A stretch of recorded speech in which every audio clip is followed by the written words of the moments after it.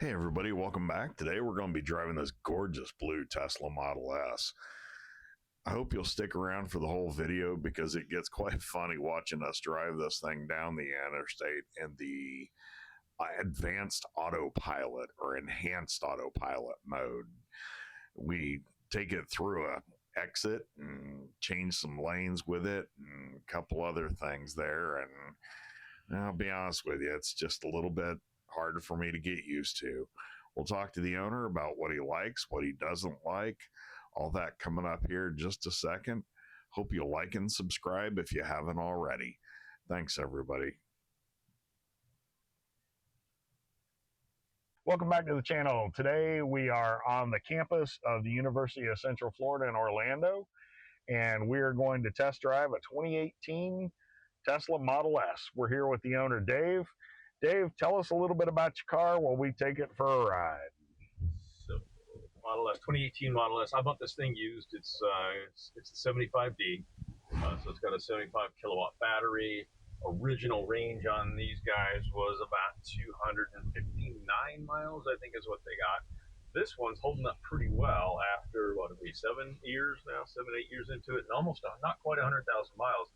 But I can still, a full charge can still get me 238 miles, 239 miles of range. So it's not too bad. It has not lost a whole lot of life. Now, what made you choose a Tesla? You were telling me that you had a BMW 4 Series convertible. Yeah, kind of seems like a long shot from a 4 Series BMW to a 4-door Tesla.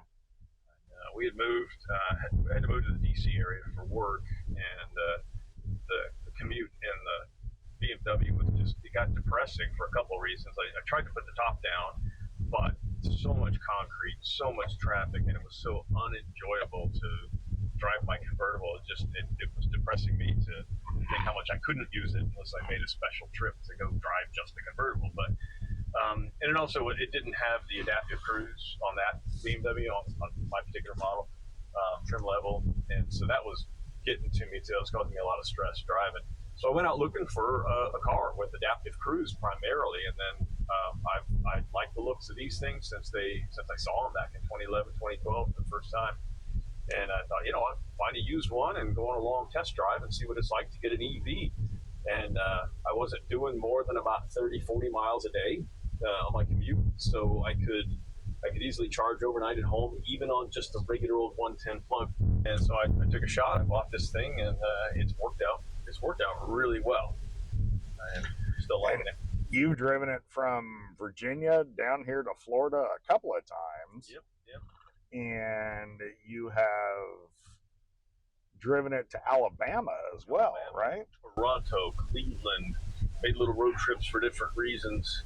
And you kind of figured out a little bit of a hack, I guess you could say. I think the Tesla mapping software does a terrific job of showing you where the supercharging stations are. But I think there's kind of a fault in the logic of they want you to sit and wait for it to charge to a certain level. They presume people aren't going to stop like ever, and so they want you to max out your charge when you do stop. It makes that presumption in the software. What my son and I kind of figured out while we were road tripping is that we let the battery get to a pretty low state of charge. If you get to below 30%, it charges faster. Like the lower it goes, the quicker it charges when you're in a fast charger. And we figured out that you can stop, get yourself either something to eat or just get a soda and hit the bathroom, plug it in, instead of, it's kind of those stops you make on your old gas car. Those stops where you pull into the Wawa or the 7-Eleven just to top up your big gulp and hit the restroom. In the Tesla, go ahead and plug it in while you're doing that. Instead of parking out in front of the Wawa and not getting gas, go ahead and plug it into the supercharger, even if it's just 10 minutes. You're going to add a decent amount of miles. And so you just kind of extend your range a little bit each time you do that. And we haven't had much of an issue with now granted, 230 something miles is not a very long range for a car. The newer models of these things regularly go over 400. You can buy one. And but it still doesn't seem that bad because I'm looking at renting a Tesla for one of my future reviews, and I'm looking at taking it on a road trip. And I've looked at a different software, mapping software other than the Tesla software. Okay. And I did notice when I looked at the Tesla software, it was like, go here, stop for 45 minutes. And no, I don't have time for that nonsense. But when I changed it around a little bit on this other software, it became 3 stops between here and Blue Ridge, Georgia. And the longest the stop was like 20 minutes. Right. And that could be your lunch. You know, if you plan it does take a little bit of thinking like that. Yeah, that's going to be the Buc-ee's stop, is what that's going to be, because you can't get in and out of Buc-ee's for less than 20 minutes. Yep. So yeah, I think we're going to. Buc-ee's I've been to so far has the Tesla supercharger in it as well. So I think that's kind of what I'm looking for. So that'll be some content down the road as a nice little trip to Georgia. So we'll see how that all works. So now your car doesn't have the full self-driving. No. But it's got the autopilot, which is basically an advanced adaptive cruise control. And lane keeping. Lane centering, I would say. Better than lane keeping. Some cars, the lane keeping, they just... Yes, my mom's Subaru is that way, and you feel like a drunk riding around in the lane if you just play with it. And this one here, it came with autopilot, and back in 2018, there was a version between autopilot and full self-driving. They called it advanced autopilot. And so this particular car has that, and it will, when you've got a route in the map, you can hit autopilot on the highway, and it will actually change lanes for you when it's time to do that. It will exit and change highways for you when it's time to do that. Nice. And it's not full self-driving. It's just a nice, a nice advantage to it. It's really a weird feeling that the car is driving itself essentially. And it's not the first car that I've been in that would do that. I rented a Kia to go to South Carolina that basically would do the same thing, but it wouldn't change lanes by just flipping the blinker. That's the craziest thing ever to me. And then I can't even fathom, I guess I'm just too old school, I can't even fathom the idea of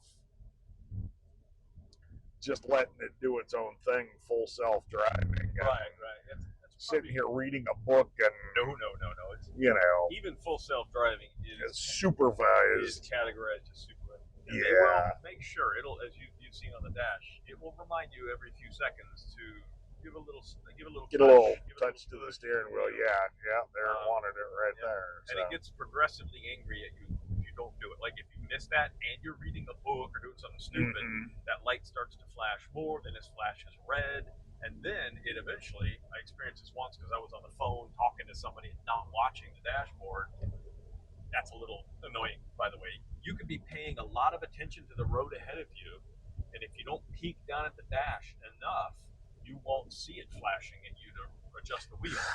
And then you get really angry at the car for kicking you out of autopilot. See, and I think a car defaulting out of autopilot seems dangerous to me.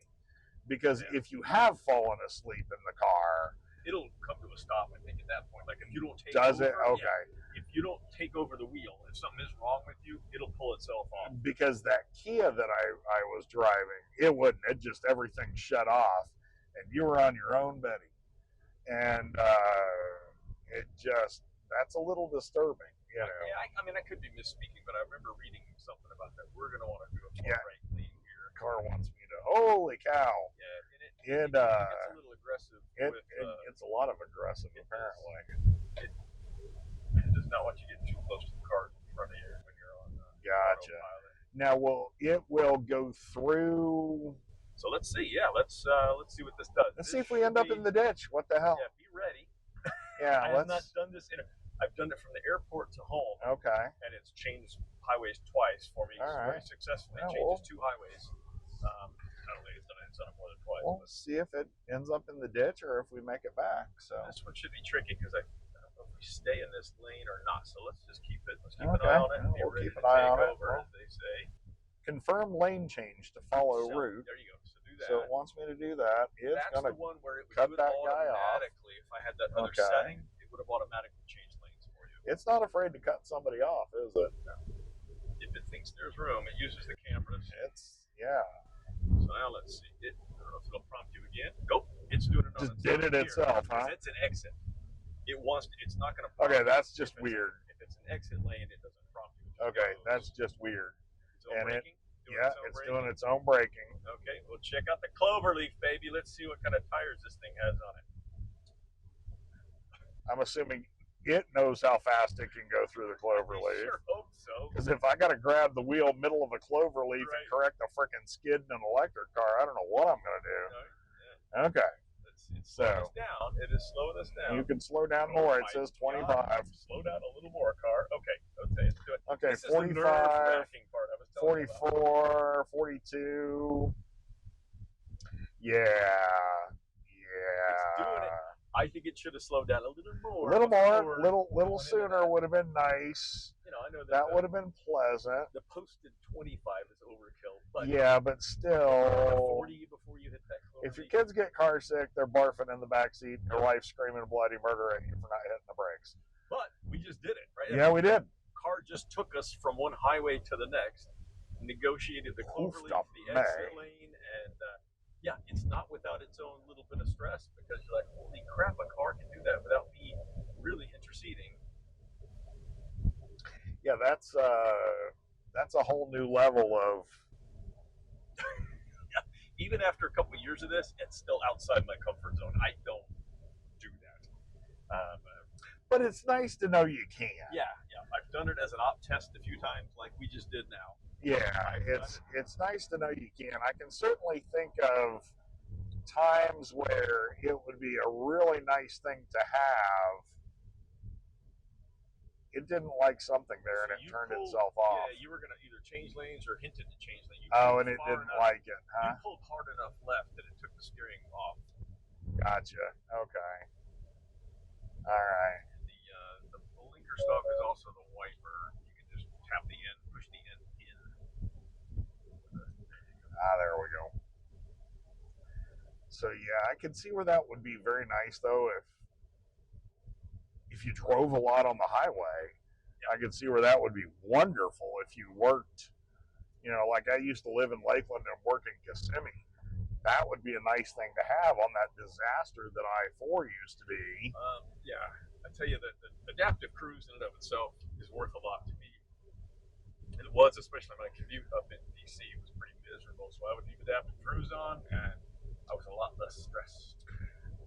That seems to go with it. Or if you weren't feeling good one day coming home from work and you were just a little, I don't want to say out of it, but one of those times where you probably safety-wise, it would be better if you weren't driving, but you don't have a whole lot of choice and you got to get home. Yeah, that car might be paying more too. You're not going to miss your exit if the car. Yeah, exactly.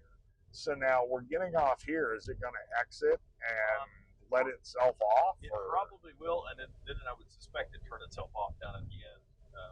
Interesting. It may tell you. I don't know. I haven't done this. We'll have to see. We're going for broke. Let's see what we've got. Apply a slight steering input.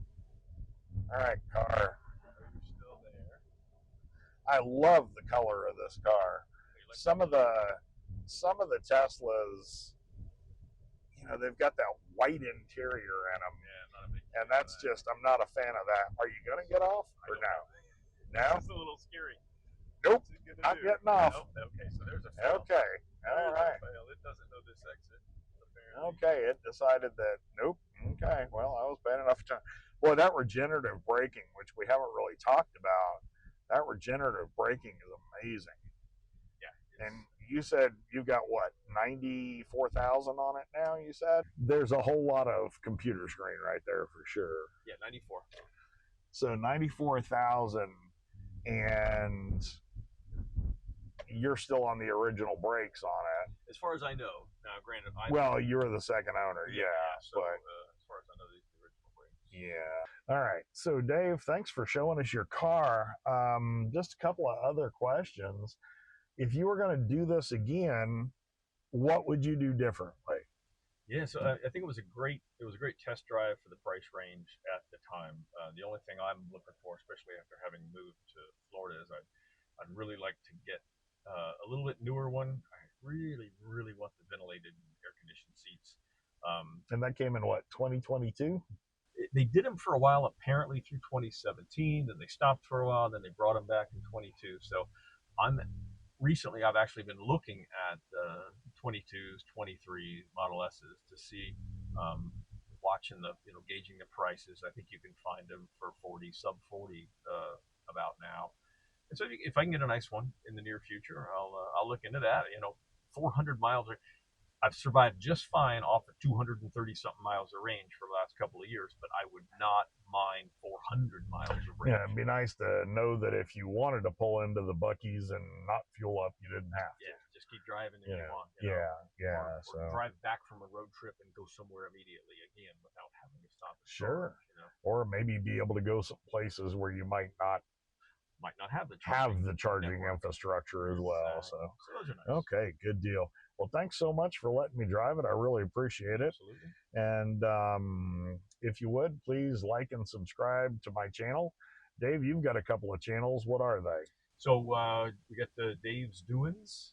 Dave's Doings is spelled, and Central Florida Sunsets and Storms. If you check those out, that'd be great. They're just kind of getting started as well. It's the date of this recording, so keep an eye out if you can. Thanks. And Central Florida Sunsets and Storms has some really cool music and it's good work music. So, yep, check those out and give him a like and subscribe as well.